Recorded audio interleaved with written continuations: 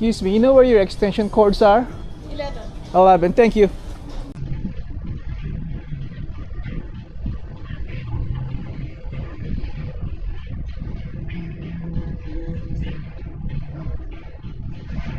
Tayo ng extension cords. Gusto ko yung extension cords na may reset button dahil yung gamit namin ng napakatagal na, siguro 20 years na, it's just hindi na nagwo-work kapag underload ng mabibigat na mga electrical. I know na hindi mo dapat i-plug ang mabibigat to, like yung pagpapakulo ng tubig, pero it's been working for us. Para sa akin ang key lang talaga nun mabigat, heavy gauge, at may reset button siya. It's been working for us simula pa sa beginning, simula pa sa simula. Kaya hahanap ako ng katulad niya.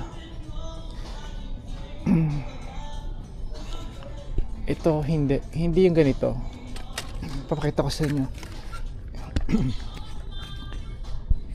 Ito ay itong hinahanap ko, pero kailangan mas heavy gauge. At syempre ito yung isa tawag na may reset button siya. Kung sakali man na mag-init ito, it will shut it off.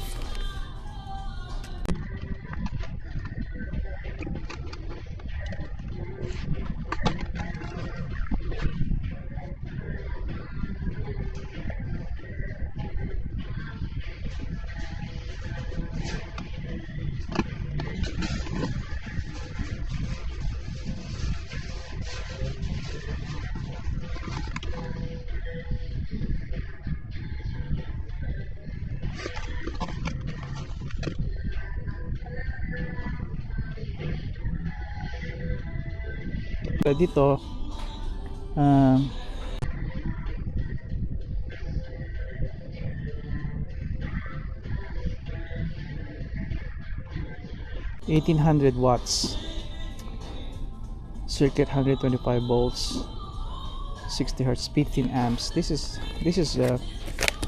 huge, this is big. Ang tanong lang, kukunti ang saksakan niya.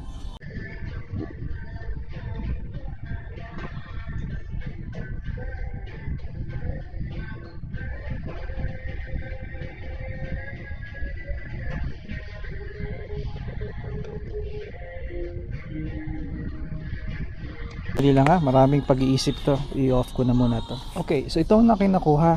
$69 to $70. $69, $69.99, $69 and some change. $70.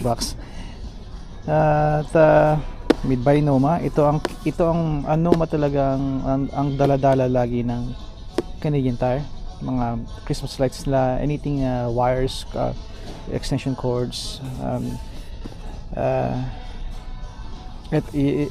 itong brand nila na dala-dala. Bawat store kilala sila sa brand na kung saan nagbebenta sila. May kontrata ang Noma sa kanila na may kontrata ang Noma at Canadian Tire na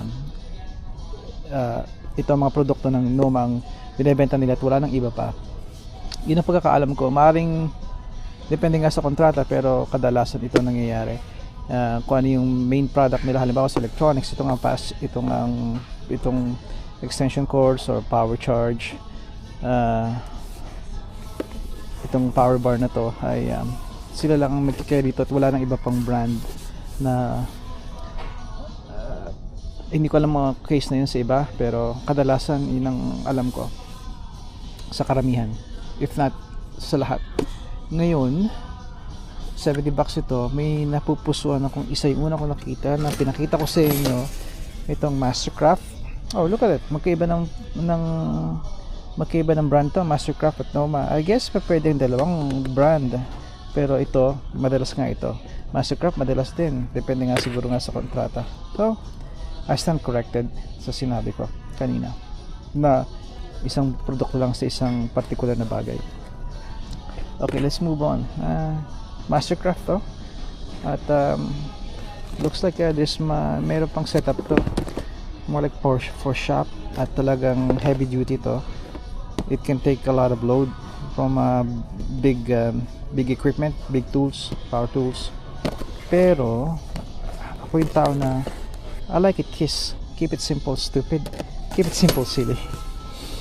Si Mrs. T yata to. Yep, siya nga. Hello? 11. Nasa aisle 11 ako. Ang pinakang likod to. Pagpasok mo sa may far right corner. Alright. Alright. Ito lang kukunin ko. At I think this will be okay. Pareho rin siya ng rating. Kung hindi man mas angat ng konti. Ang rating niya ay wala ako salamin pero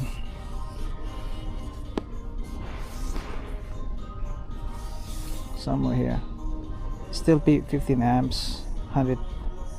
It's here. Nandito siya.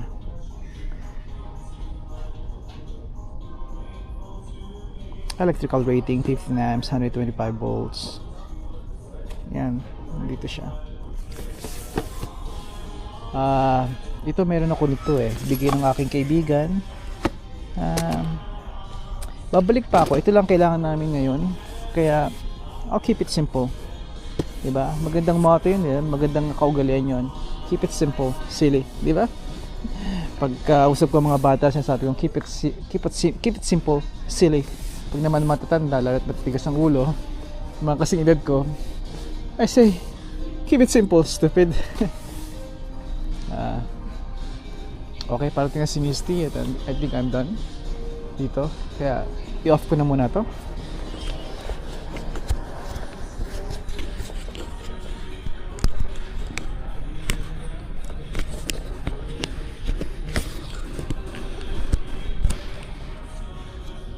Ayun si Mrs. T sa pinakang dulo. Kaibigan, napapalam muli ako sa inyo. At baka hindi ko nadalhin ito sa hindi na ako mag-record sa counter sa pagbabayad. Hanggang dito lang muna kaibigan at stay safe. Hanggang sa muli, padayon.